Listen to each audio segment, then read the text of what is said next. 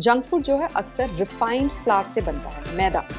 Okay, refined flour, refined salt, refined sugar, artificial sweetness. Junk की craving इसीलिए आ रही है क्योंकि आपके पेट में बैड बैक्टीरिया ज़्यादा एक्टिव है। तो आप बैड बैक्टीरिया को शांत करने के लिए पहले डीवर्मिंग मेडिसिन लीजिए, जैसे पंपकिन सीड्स है, पपाया के सीड्स है, क्यूकम्बर के सीड्स है।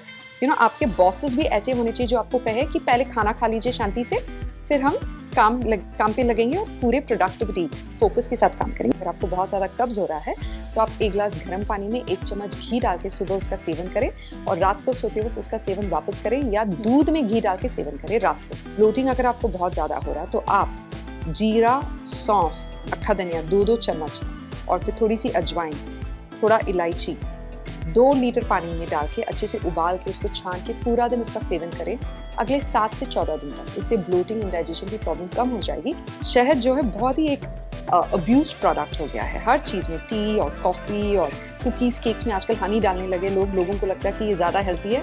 It's the exact opposite. केवल 2 सब्जी ऐसी है जो उसको कच्चा खा सकते हैं, वो है एक गाजर एंड दूसरी है खीरा।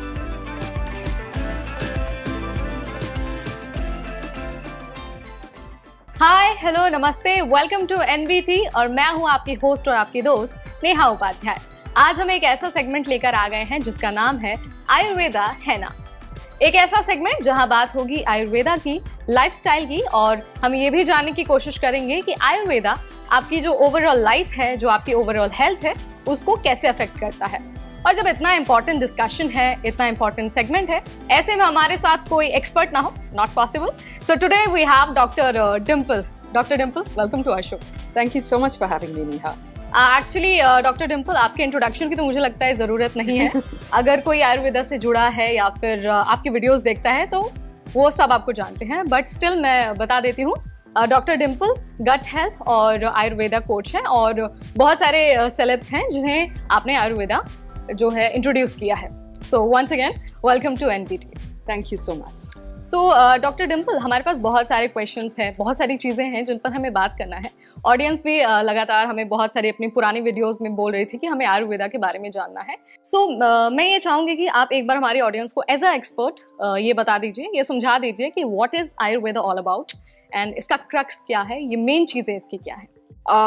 आप सबने लाइफस्टाइल मेडिसिन के बारे में सुना होगा। सो ये जो चीज़ है ना, हार्वर्ड से निकली है। इसके 6 पिलर्स होते हैं। आप अपने डाइट पे फोकस करो, स्लीप पे, exercise, stress, get away from addiction and build social connections, right. Longevity के बारे में, ब्लू जोन्स के बारे में भी आपने सुना होगा। ये सारी चीज़ें अभी रीसेंट है। आयुर्वेदा जो इससे भी बहुत पुरानी है और इसके पहले ही ये सारी चीज़ें आयुर्वेदा में बताई गई थी। आयुर्वेदा का मतलब है आयु plus veda. Ayu means life, veda means knowledge. तो आयुर्वेदा जो है it's a science of life, the knowledge of life that teaches you how to live a healthy and a happy life, ताकि आप अपनी जिंदगी की मनोकामनाएं पूरी कर सके, एक लंबी जिंदगी, एक लंबी आयुष स्वास्थ्य के साथ जी सके। ये जो है एक पर्सनलाइज साइंस है। It's not a one size fits all. मतलब एक ही एंटीबायोटिक या एक ही स्टेरॉयड या एक ही वैक्सीन सबको नहीं दिया जाता है। आयुर्वेद जो है आपके शरीर के हिसाब से दिया जाता है। आपकी उम्र क्या है, आपकी जो प्रकृति क्या है, विकृति क्या है, आपके शरीर में क्या प्रक्रिया है, क्या बीमारियां है, आपके पूर्वजों के शरीर में क्या बीमारी थी, आपके माता पिता के शरीर में क्या बीमारियां है, आप किस शहर में रह रहे हो, कैसे तरीके का वातावरण है वहाँ पे, कौन सा मौसम है, ये सब चीज़ों को डिटेल में पढ़ के फिर आयुर्वेदिक डाइट और मेडिसिन आपको प्रिस्क्राइब किया जाता है। एंड अगेन आयुर्वेद में कई सारे लेवल्स होते हैं। आप सबसे बेस्ट आयुर्वेदिक हॉस्पिटल और डॉक्टर्स के पास जाएंगे तो आपको ट्रीटमेंट का रिजल्ट भी मिलेगा। आप डेफिनेट डिफाइंड रजिस्टर्ड मेडिसिन ही इस्तेमाल करें। So like you mentioned earlier कि ये जो आयुर्वेदा है वो एक तरह से लाइफ साइंस है। सो जब हम लाइफ साइंस की बात करते हैं तो हमारी बॉडी भी आती है और बॉडी को चलाने के लिए ज़रूरत है खाने की। सो आयुर्वेदा में जो डाइट है एक इंसान का, वो कितना इंपॉर्टेंट है, और साथ ही हमें ये भी बताइए कि आपकी थाली में किस तरह का खाना होना चाहिए, पोर्शन क्या क्या होना चाहिए और क्या कुछ है जो आपको बिल्कुल अवॉइड ही करना है। एक बहुत पुरानी कहावत है, आयुर्वेद में भी है और ग्रीक फिलॉसफी में भी है। ये 5000 पुरानी कहावत है। If food is right there is no need for medicine. अगर आपका आहार सही है तो आपको दवाइयों की जरूरत नहीं है, लेकिन अगर आपका आहार गलत है तो दवाई किसी काम का नहीं है, वो असर नहीं दिखाएगा, आप कितनी भी दवाई ले लो। आयुर्वेद में 3 पिलर्स है हेल्थ के, स्वास्थ्य के 3 मेन पिलर्स होते हैं। नंबर 1 इज न्यूट्रिशन, आपका आहार। नंबर 2 स्लीप, निद्रा, नींद कितनी अच्छी आती है आपकी। और तीसरा है एक्सरसाइज। ओके और कुछ आयुर्वेदिक किताबों में उसको ब्रह्मचार्य भी कहा जाता है, सेलिबसी या डिसिप्लिन भी कह सकते हैं आप उसको। Nutrition, sleep and exercise, these are the 3 pillars. Nutrition जो है बहुत ही अहम जगह लेता है। अगर आपका आहार सही है तो आप एकदम स्वस्थ रहेंगे। ओके सो आपने अभी बात की आहार की और साथ में आपने एक्सरसाइज की बात भी की और जो स्लीप स्केड्यूल है उसकी भी बात की। देखिए तीनों चीज़ों पर हम बहुत अच्छे से बात कर सकते हैं, बहुत एक्सप्लेन कर सकते हैं। सो सबसे पहले हम स्लीप स्केड्यूल की ही बात करेंगे, क्योंकि डाइट की हमने बात कर ली।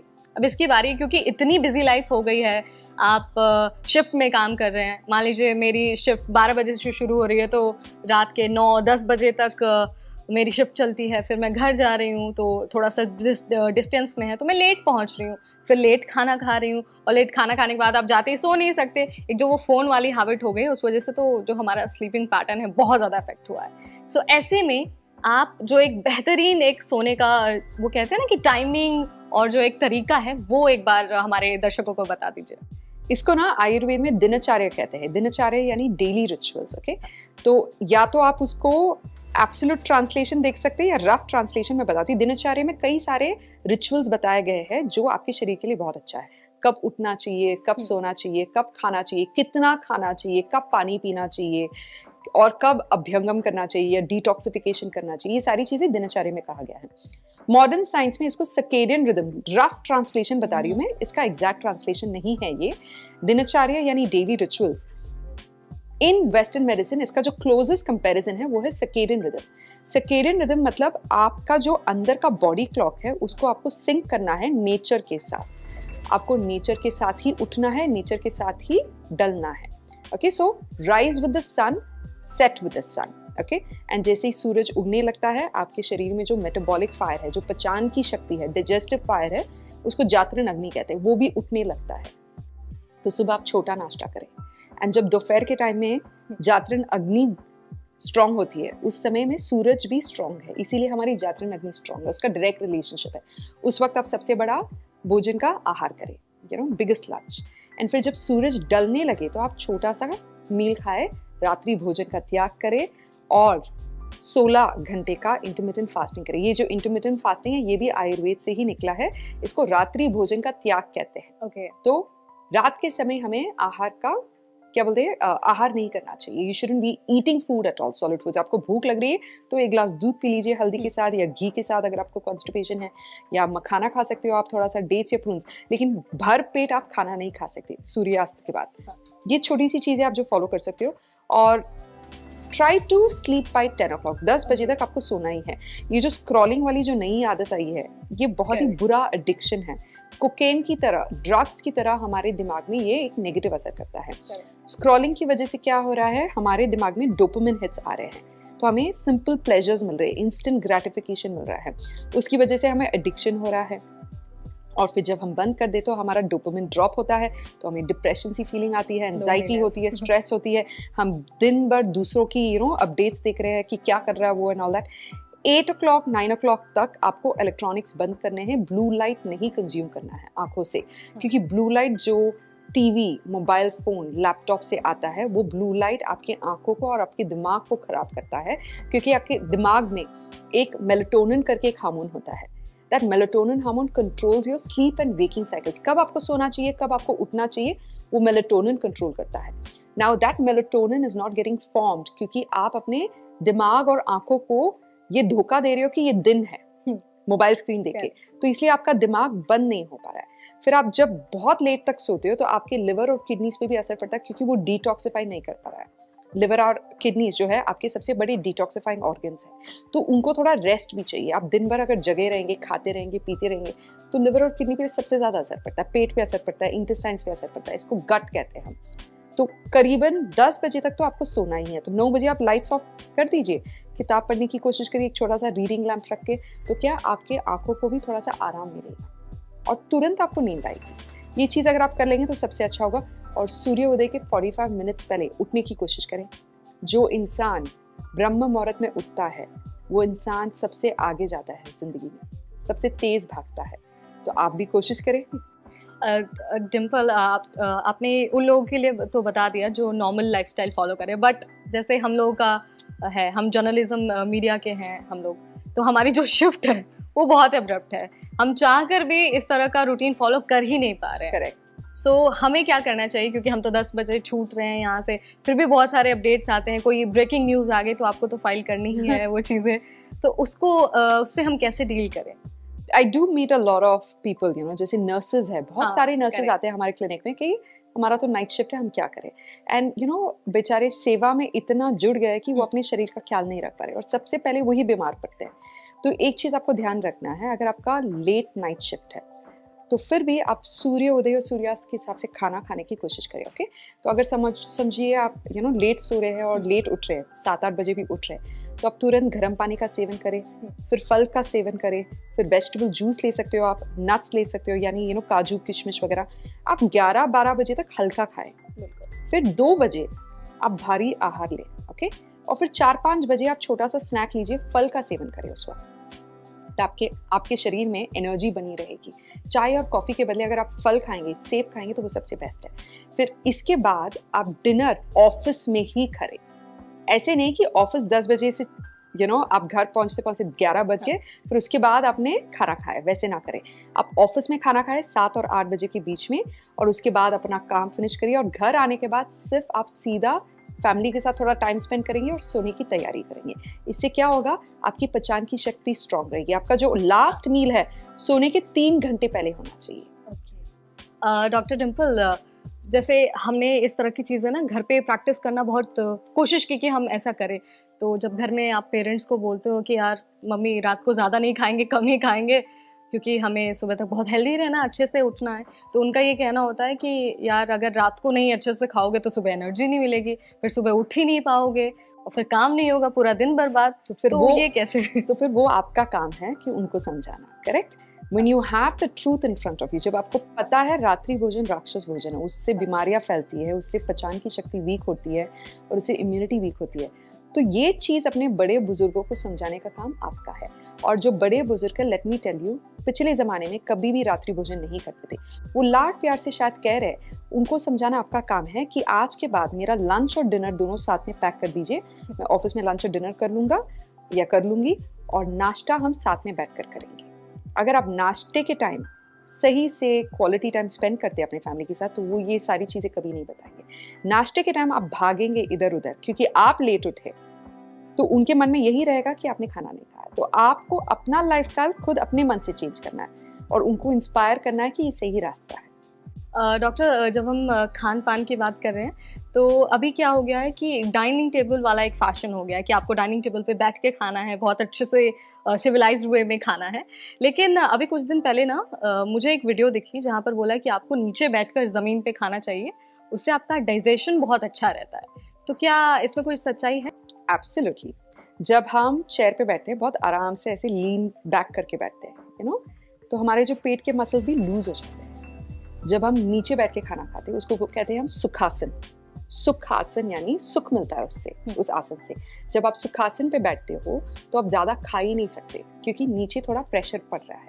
ओके, तो आपका पेट जो है 80% ही खाना ले पाएगा, लेकिन आप जब चेयर पे बैठते हो तो आप 100% से भी ज्यादा खाना खा लेते हैं और फिर आपका पेट ऐसे फूलने लगता है, उससे इंडाइजेशन, ब्लोटिंग, गैसेस होने लगता है। आप नीचे बैठ के जब खाना खाते हैं ना, तो आप ऐसे सामने से यू आर कॉन्स्टेंटली ऑसिलेटिंग, आगे पीछे आप ऐसे जा रहे हो, उसकी वजह से भी डाइजेशन इंप्रूव होता है। जब आप नीचे बैठते हो तो यहाँ पे ब्लड सर्कुलेशन कम होता है, सारा खून जो है पेट की तरफ आता है ताकि आपका डाइजेशन स्ट्रांग हो। और आप जब हाथ से खाना खाते हो आगे पीछे होकर ऐसे ऑसिलेटिंग मूवमेंट में, तो इससे आपका डाइजेशन भी और स्ट्रांग होता है, बिकॉज हाथ से खाने से आपके सेंसेस को इंफॉर्मेशन मिलता है कि कौन से तरीके का आहार आपके पेट में जा रहा है, क्या ये गर्म है या ठंडा है या सॉफ्ट है या हार्ड है या ग्रीसी है या ड्राई है। ये इन्फॉर्मेशन ब्रेन तक पहुंचता है और ब्रेन आपके गट को मैसेज भेजता है कि इस तरीके का आहार आप खा रहे हैं, तो उसके हिसाब से आपके गट में डाइजेस्टिव जूसेस बनता है। Digestive juices are not the same for a mango or for a paratha. दोनों के लिए डाइजेशन अलग होता है, दोनों की जागरण अग्नि अलग तरीके से बढ़ती है या बनती है। तो इसके हिसाब से आप जितना जमीन पर बैठकर खाने का सेवन करेंगे, उतना अच्छा आपका हेल्थ रहेगा, उतना अच्छा आपका डाइजेशन भी। डॉक्टर डिम्पल, जब हम खाने पीने की बात कर रहे हैं, डाइजेशन की बात कर रहे हैं ना, तो एक वर्ड बहुत ज़्यादा कॉमन हो गया है, हर कोई बात कर रहा है माइंडफुल ईटिंग की। हर कोई इसके बारे में जानना चाह रहा है, बहुत सारे लोग बहुत सारी बातें भी बोल रहे हैं, बट आप अगर बहुत इजी लैंग्वेज में हमें समझा पाएँ कि माइंडफुल ईटिंग क्या है और कौन सी चीज़ें हमें बहुत अच्छे से ध्यान में रखनी है। माइंडफुल ईटिंग क्या है, जो आजकल बहुत पॉपुलर हो गया है, it's thanks to the Japanese culture, you know. वहाँ पे लॉन्जिविटी सबसे ज़्यादा होता है, 100 ईयर्स ओल्ड के उम्र के लोग ज़्यादा रहते हैं। जापान में, स्पेन में, इटली में, इंडिया में भी कुछ जगह है ऐसे। यहाँ पे लॉन्जिविटी जोन में कहा गया है mindful eating, eat 80% of your appetite, eat only when you are hungry. तभी खाना खाओ जब आपको भूख है। ऐसे नहीं कि लंच पीरियड आ गया, लंच ब्रेक आ गया इसलिए लंच कर लिया, ऐसे नहीं। भूख नहीं है तो खाने का सेवन ना करें। और 80% ऑफ योर एपेटाइट, यानी 20% आपने जगह खुला छोड़ा है डाइजेस्टिव जूसेस के लिए और एयर के लिए, ताकि वो खाना गोल गोल घूमे और पचान की शक्ति बढ़े और उससे एनर्जी आए, है ना। लेकिन अगर आपने पूरा खाना खाया 100%, मिक्सी पूरा भर लिया तो मिक्सी नहीं चलेगा, ब्लेंडर नहीं चलेगा, उसी तरह आपका पेट भी पत्थर की तरह हार्ड हो जाएगा, वो खाने को पचा नहीं पाएगा। खाना खाने के बाद उठ के आप 100 स्टेप्स चले, वॉक एटलीस्ट 100 स्टेप्स। इससे क्या है, ब्लेंडर जैसे चलता है वैसे ही आपका पेट लेग मूवमेंट की वजह से चलने लगता है। The digestion process starts, the churning of the food starts, okay? और खाना खाते वक्त आप इन चीज़ों का ध्यान रखें कि आप मोबाइल फ़ोन यूज़ ना करें, टीवी ना देखें, लैपटॉप पे ना देखें, क्योंकि अगर आप खाने पे फोकस करेंगे तो आपका ब्रेन भी डाइजेशन पे फोकस कर सकता है। And use your hands, don't Gulp water while eating, जल्दी जल्दी पानी ना पिए, जल्दी जल्दी खाना ना खाए, 32 बार खाने को चबा कर फिर उसको स्वॉलो करें। बीच में अगर पानी पीना है तो 2 से 3 सिप्स आप ले सकते हो, आधा ग्लास, लेकिन पानी का सेवन आधा घंटे पहले, भोजन के पहले या भोजन के आधा घंटे बाद का सेवन करें, ताकि उससे क्या आपके पेट के डाइजेस्टिव जूसेस डाइल्यूट ना हो। इसको कहते हैं माइंडफुल ईटिंग। ध्यान दे कि आप क्या खा रहे हो और इंग्रेडिएंट्स पे ध्यान दीजिए कि ये इंग्रेडिएंट्स आपके लिए सही है या नहीं। Is this contributing to your health or is this contributing to your disease? Unmindful eating is, eating a big burger or a pizza, unmindfully eating lots of bread and junk food. Mindful eating एक सात्विक तरीका है, आपके स्वास्थ्य के लिए भी बहुत अच्छा है ये। माइंडफुल ईटिंग की बात की डॉक्टर आपने, तो या आपने यहाँ पर बर्गर और पिज्ज़ा का जिक्र किया। सो बहुत सारे लोग बोलते हैं कि यार हफ्ते में एक आध बार हो गया तो क्या बड़ी बात है, ठीक है ना, इतना तो पच ही जाएगा। सो आपको क्या लगता है इसका पोर्शन, अगर कोई करना चाहे इसका सेवन, जंक फूड खाना चाहे, बहुत क्रेविंग है, तो किस पोर्शन में इसको लेना चाहिए और कितने दिन का गैप होना चाहिए?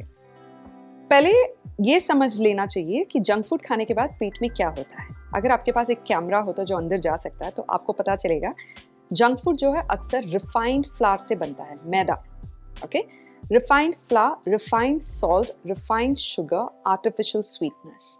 हार्वर्ड में भी ये कहा गया है, स्टैनफोर्ड में भी ये कहा गया है कि आर्टिफिशियल स्वीटनेस से शरीर में गट माइक्रोब्स चेंज हो जाते हैं, जो आपके पेट में अच्छी बैक्टीरिया है उसका बैलेंस बिगड़ जाता है, उसकी वजह से मेटाबॉलिक सिंड्रोम होने लगता है, मेटाबॉलिक डिसऑर्डर्स होने लगते हैं। दूसरी बात है एमल्सिफायर्स। एमल्सिफायर्स यानी आपके आइसक्रीम्स में, आपके डिजर्ट्स में आते हैं, वो एक क्रीमी टेक्सचर देता है, उसकी वजह से शरीर में सूजन यानी इन्फ्लेमेशन बढ़ता है। और तीसरी बात है आपका मैदा, रिफाइंड फ्लावर। मैदा अगर आप पानी से मिक्स करके थोड़ा सा गर्म कर देंगे तो वो एक स्टिकी ग्लू सब्सटेंस की तरह बन जाता है, वो एकदम इंटेस्टाइन्स के साथ जाके चिपक जाता है और 5 से 7 दिन लगता है उसको निकलने में। 5 से 7 दिन तक वो अंदर पेट में बैठकर सड़ता रहता है। It releases bloating, gas, flatulence, it's putrefying, वहाँ पे गंदी बैक्टीरिया इकट्ठा हो रही है। और जो आप फ्रेश फूड खा रहे हो अगले 7 दिन, फ्रूट्स और वेजिटेबल, वो भी उसके साथ जाके चिपक के वो गंदी बैक्टीरिया पैदा करती है। जब भी आप जंक फूड खाते हो तो रिमेंबर, आपका जो हेल्थी ईटिंग आपने पिछले 6 दिन तक किया था वो पूरा रिवर्स हो चुका है। 1 bad meal can reverse the good effects of 6 good meals, 6 days of good eating किया। तो अगर आप जंक खा रहे हो तो ये बार बार अगर आप अपने आप को याद दिलाएंगे तो आपको खुद को मन नहीं करेगा जंक खाने का। कभी कभार खा लिया तो ठीक है, बट जंक की क्रेविंग इसीलिए आ रही है क्योंकि आपके पेट में बैड बैक्टीरिया ज़्यादा एक्टिव है। तो आप बैड बैक्टीरिया को शांत करने के लिए पहले डीवर्मिंग मेडिसिन लीजिए, जैसे पंपकिन सीड्स है, पपाया के सीड्स है, क्यूकम्बर के सीड्स है, करेला की सब्जी है। इससे क्या डीवर्मिंग होता है, बैड बैक्टीरिया निकलने लगते हैं, तो आपको जंक फूड की क्रेविंग भी कम हो जाएगी। डॉक्टर, आपने जब अभी हम माइंडफुल ईटिंग की बात कर रहे थे तो आपने बोला था कि 32 टाइम्स हमें च्यू करना चाहिए, लेकिन बहुत सारे लोग हैं अगर आप उनके साथ खाना खा रहे हैं, आप थोड़ा स्लो खाते हैं, आराम से चबा के खाते हैं, तो सामने वाले इंसान को बहुत इरिटेशन होती है। वो बोलते हैं कि यार जल्दी जल्दी क्यों नहीं खा रहे हो, इतना स्लो हो तुम। तो प्लीज़ एक बार उनको समझा दीजिए कि इसका बेनिफिट क्या है, धीरे धीरे खाने का क्या फ़ायदा है। हाँ, पहले तो अच्छी संगति रखिए, ऐसे लोगों के साथ ना बैठिए जो आपको ऐसे हरी बरी में खाना खाने को कहते हैं, बिकॉज उनकी संगति में रहकर आपका स्वास्थ्य ना बिगड़े। ओके, एंड संगति का बहुत असर पड़ता है। अगर आपका प्योर प्रेशर है तो अल्कोहल, स्मोकिंग, ये सब की आदत भी लग सकती है। पहले संगति को सही रखिए, इन लोगों के साथ उठ बैठ करिए जो आपको अच्छी शिक्षा दे, जो आपको कहे कि यार पहले हेल्थ पे ध्यान दीजिए। आपके बॉसेस भी ऐसे होने चाहिए जो आपको कहे कि पहले खाना खा लीजिए शांति से, फिर हम काम पे लगेंगे और पूरे प्रोडक्टिविटी फोकस के साथ काम करेंगे। मेरे क्लिनिक में एक रूल है कि अगर आप खाना खा रहे हो, कोई भी आपको बुलाए तो आप जगह से नहीं उठोगे, वहीं से आप बोलोगे कि मैं खाना खा रही हूँ। खाना खाते वक्त किसी और चीज पे ध्यान ना दे। खाना जब आप चबाते हो तो मुंह में डाइजेस्टिव एंजाइम्स यानी सलाइवा पैदा होती है। ओके, जब आप 32 बार चबाते हो तो उतना सलाइवा बनता है आपके मुंह में। Digestion begins in the mouth. आपकी पचान की शक्ति मुंह से शुरू होता है। मुंह में काफी सारे गट माइक्रोब्स होते हैं, फिर जब वो पेट में जाता है तब जाके आपका खाना पचता है। लेकिन अगर आप ऐसे ही स्वॉलो करते रहेंगे, वो पत्थर जैसा खाना पेट में जाके फंस जाता है, उसमें कोई डाइजेस्टिव एंजाइम्स नहीं है, कोई सलाइवा नहीं है। फिर आपको जो है, आपका पेट जो है उसको डबल मेहनत करनी पड़ रही है, डबल डाइजेस्टिव जूसेस प्रोड्यूस करने पड़े, डबल स्टमक एसिड्स प्रोड्यूस करना पड़ रहा है उसको पचाने में। इसकी वजह से acidity, bloating, burning sensation, indigestion, constipation यानी कब्ज जैसी बीमारियां हो सकती है। तो आप माइंडफुल ईटिंग करिए ताकि कल को आपको कोई भारी रकम ना चुकाना पड़े हेल्थ को लेके।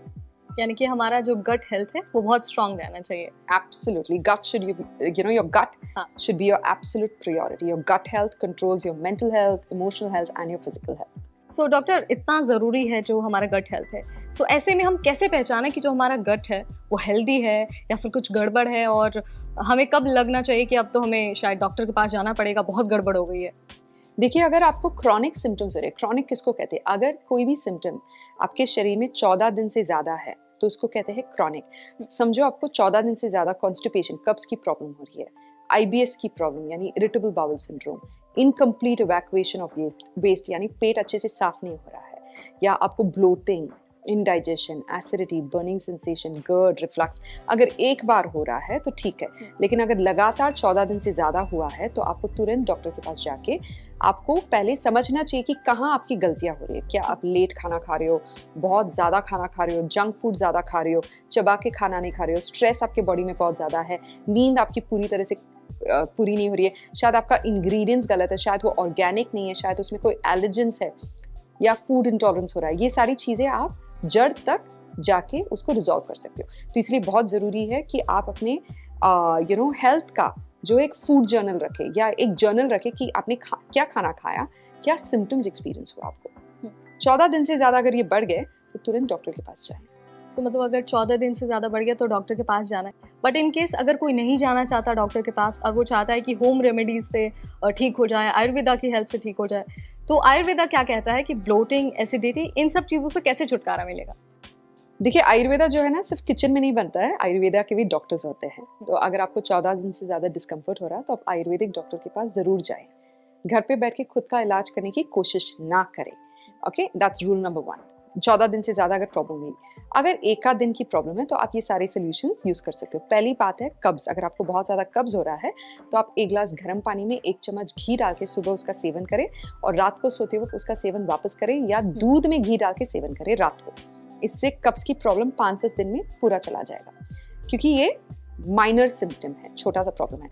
दूसरी बात, ब्लोटिंग अगर आपको बहुत ज़्यादा हो रहा है तो आप जीरा, सौंफ, अक्खा धनिया 2-2 चम्मच और फिर थोड़ी सी अजवाइन, थोड़ा इलायची 2 लीटर पानी में डाल के अच्छे से उबाल के उसको छान के पूरा दिन उसका सेवन करें अगले 7 से 14 दिन तक। इससे ब्लोटिंग, इंडाइजेशन की प्रॉब्लम कम हो जाएगी, बिकॉज ये जो स्पाइसेस मैंने आपको बताई ये कार्बोनेटिव है, इससे पेट की अग्नि, पेट की डाइजेस्टिव जूसेस बढ़ती है।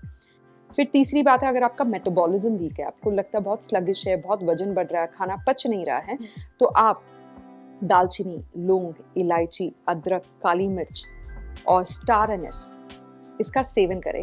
इसको गर्म पानी में उबाल के चाय बना के आप पीजिए। ये एक मसाला चाय हो गया है, पर इसमें चाय पत्ती नहीं है, दूध नहीं है।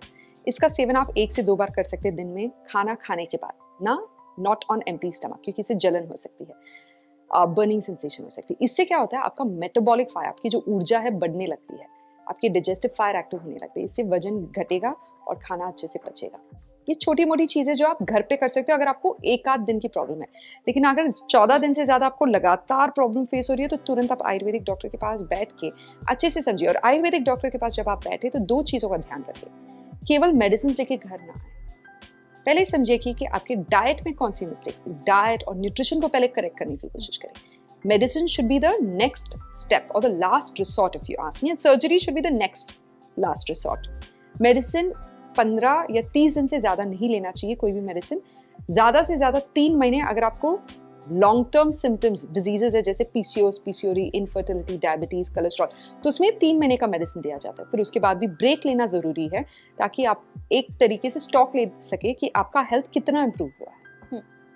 तो दोनों चीजों को अप्रोच करें, पहले न्यूट्रिशन पे जोर दीजिए, फिर दूसरी बात है मेडिसिन, एंड वो भी मेडिसिन एक लिमिटेड क्वांटिटी से लेते हैं and only from branded government approved manufacturer. Doctor Dimple, Ayurveda की मदद से अगर हम समझे कि भाई डेली रूटीन ये होना चाहिए, वो क्या होता है, क्या चीज़ें हमें ध्यान में रखनी है, क्या कुछ हमको करना है, स्टेप बाय स्टेप तरीका क्या हो जिससे हम एक बहुत ही बेहतरीन और एक हेल्दी लाइफस्टाइल एंजॉय कर पाएं? दिनचर्या के बारे में हमने बात किया था कि कब उठना चाहिए, कब सोना चाहिए। ओके, सो ये छोटा सा प्रैक्टिस आप जरूर अप्लाई करें अपनी लाइफ में।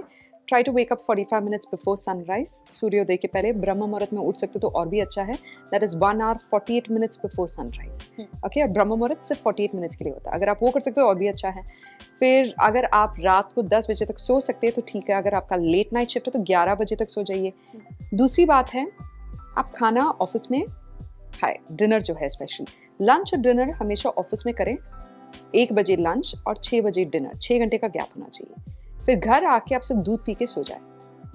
एंड तीसरी बात है, आप खाने के कॉम्बिनेशन पे फोकस करें। नंबर 1 इज, कोई भी गर्म चीज में हनी, शहद का सेवन ना करें।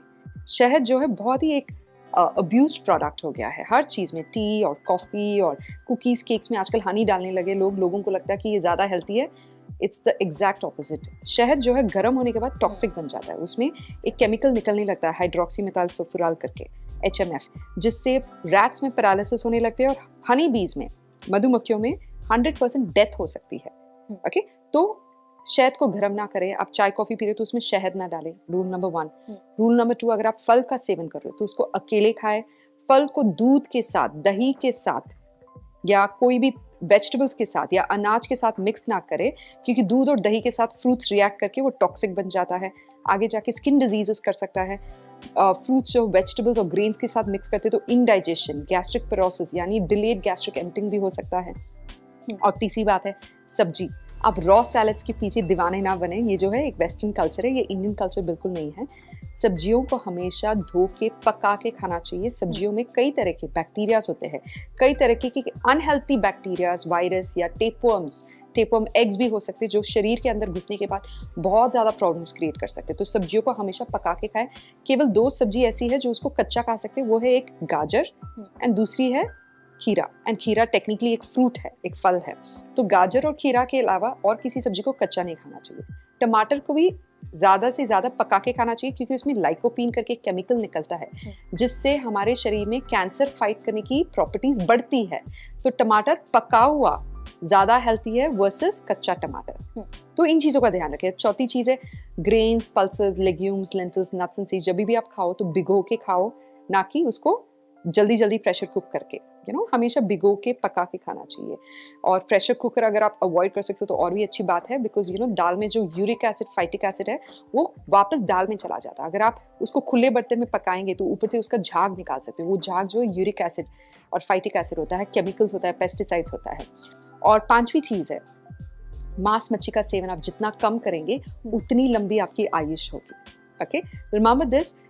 जापान में, स्पेन में, इटली में, इंडिया में जहाँ पे भी ब्लू जोन्स है, वहाँ की एक ही सीक्रेट है, number 1 secret is plants land. और इस बात को लेके हार्वर्ड, स्टैनफोर्ड ने भी बहुत ज़्यादा प्रोत्साहन दिया, बहुत ज़्यादा रिसर्च भी किया कि जितना हम प्लांट बेस्ड डाइट खाएंगे उतना हमारा डाइटरी फाइबर बढ़ेगा शरीर में, उतना हमारा गट माइक्रोबियम, जो हमारे पेट में जो अच्छी बैक्टीरिया, कीटाणु होते हैं वो बढ़ेंगे, जिससे हमारा स्वास्थ्य अच्छा रहेगा, आयुष बढ़ेगा। लेकिन मांस मच्छी का सेवन करने की वजह से the risk of heart attack, stroke, cardiovascular health issues, diabetes, cholesterol, ये सब बढ़ता है। तो आप इनका सेवन कम करें। 95% प्लांट स्लांट की एक ऑब्जेक्टिव या गोल रखें कि 95% हम फ्रूट्स, वेजिटेबल्स, अनाज का सेवन करेंगे।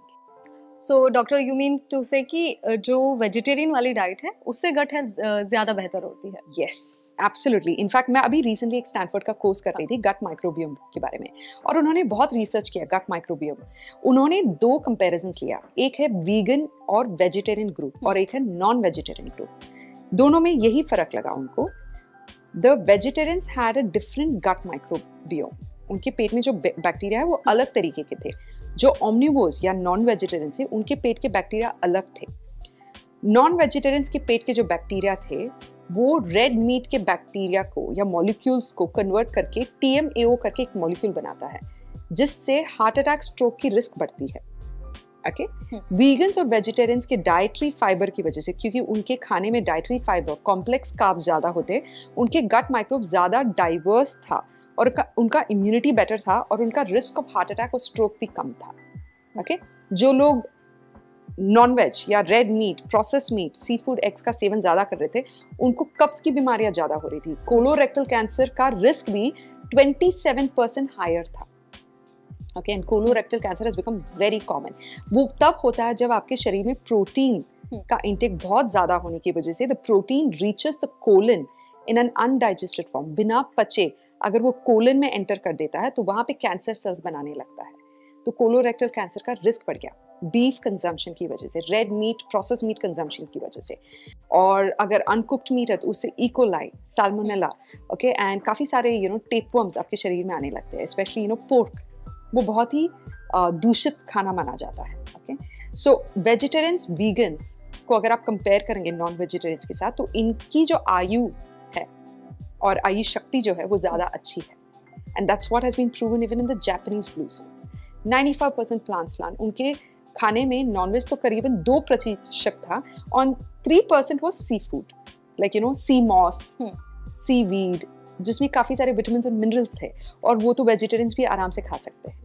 बट डॉक्टर, हमें हमारी गट हेल्थ तो अच्छी हो जाएगी वेजिटेरियन खाने से, बट ये कहा जाता है कि अगर आप नॉनवेज नहीं लेते हैं तो कुछ सर्टेन प्रोटीन्स और कुछ चीज़ें हैं जो आप अपनी बॉडी में लैक करेंगे। सो उसका क्या ऑप्शन है? क्योंकि अगर हम गट हेल्थ को अच्छा बना रहे हैं तो वेजिटेरियन चुनना है, लेकिन जो कमी शरीर में हो रही है उसको कैसे ठीक करेंगे? उसका क्या ऑप्शन है? अगेन ये एक बहुत बड़ी मिथ है कि हमारे शरीर में कमी होती है। So people are talking about amino acids and omega 3, आपको नॉनवेज से मिलेगा, वो आपके वेजिटेरियन फूड से भी मिलता है। आपको ओमेगा 3 गुड फैटी एसिड्स आपकी सीड्स से भी मिलता है। Pumpkin seeds, flax seeds, sunflower seeds, सब्जा seeds, sesame seeds, chia seeds, इन सब में आपको ओमेगा 3 फैटी एसिड्स भी मिलता है। आपको जो अमीनो एसिड चाहिए, the complete profile of amino acids, अगर आप राजमा चावल हफ्ते में 1-2 बार खा लेंगे तो उसमें कंप्लीट अमीनो एसिड का प्रोफाइल है। वेजिटेरियन फूड अगर आप सही कॉम्बिनेशन में खाएंगे, केवल चावल दाल ना खाए, चावल दाल या राजमा के साथ खाएंगे तो आपको ज्यादा रिजल्ट्स मिलेगा। ठीक है, आप राजमा रोज नहीं खा सकते, हफ्ते में 2 बार तो खा ही सकते हैं आप। छोला है, सत्तू है, it's a great source of protein, and in fact plant based protein is easier to digest. Nonveg में सिर्फ एक चीज है, एक तो टेक्सचर, जिसकी वजह से लोगों को एडिक्शन होता है। तो आपको सोया, टोफू, एडमामे में भी मिलता है, लेकिन उसका भी सेवन आपको बहुत ज़्यादा नहीं करना चाहिए क्योंकि उसमें भी फाइटोएस्ट्रोजेंस होते हैं। तो टोफू आप चिकपीस के साथ, चना के साथ भी आप बना सकते हैं, इसको बर्मिस टोफू कहते हैं। एंड प्रोटीन आपको 300 वैरायटीज लेंटिल्स और दाल्स है इंडिया में ही, 300 वैरायटी दाल्स है इंडिया में ही। Lentils, beans, pulses, legumes, nuts, seeds, इन सब में प्रोटीन बहुत अच्छा मिलता है। ये बहुत आसानी से पचता है। आपके जो फल है ना, शरीर में 3 घंटे में पच जाता है। Okay, 1 hour in the stomach, 1 hour in the small intestine, 1 hour in the large intestine. आपका जो सब्जी है, वेजिटेबल्स है, वो शरीर में 6 घंटे के अंदर पच जाता है। आपका जो प्रोटीन है, जो लेंटिल्स, लेग्यूम्स, ग्रेन्स वगैरह, चावल और अनाज वगैरह है, वो शरीर में 18 घंटे के अंदर पच जाता है। एंड जो आपका मीट और सी फूड है, उसको पचाने में करीबन 48 to 72 hours लगता है। ये रिसर्च में भी बताया गया है। There was an Harvard research that said that seafood takes 48 hours, and meat also takes that long. वो आपके शरीर में 3 दिन तक फंसा हुआ रहता है, वो सड़ने लगता है, फिर वो बीमारियां भी क्रिएट करती है। जब आपको पता है कि इससे 27% risk of cancer goes up colorectal cancer specially, तो आप इसका सेवन करके you know that 1 out of 4 meals is going to increase your risk of cancer. तो इसको छोड़कर अगर आप प्लांट बेस्ड फूड्स को एक बैलेंस तरीके से आप सेवन करेंगे तो आपको कोई भी तरीके का डेफिशिएंसीज नहीं हो सकता है. And make sure to get sun exposure. 20 minute आपको धूप में तो बैठना ही है रोज.